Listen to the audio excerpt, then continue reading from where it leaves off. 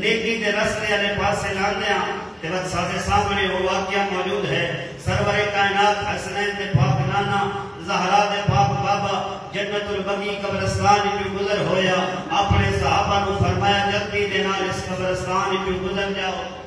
صحابہ یہ پوچھے رحمت العالمین نبی اتنی جلدی دی وجہ کیا ہے فرمایا اس قبرستان قبر والے تے عذاب پہ ہوندے جڑا میں محمد مصطفیٰ برداشت نہیں کر سکتا جو میرا رحمت العالمین کچھ دن بعد دوبارہ اسے قبرستان جو گزرے تو ہن آرام نال قدم رکھے زہرا دے پاک بابے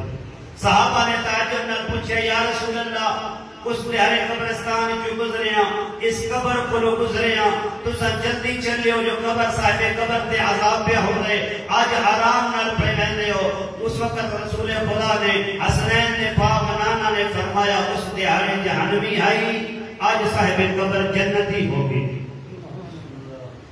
انہیں حیران ہو کے پوچھے صحابہ یا رسول اللہ کے ممکن ہے بندہ قبر ہی ٹوٹ جاوے تا جہنمی ہوئے اور قبر ہی جنتی ہو جاوے رسول خدا فرمایا اپنے بعد کوئی چنگا بیٹا چھوڑ گیا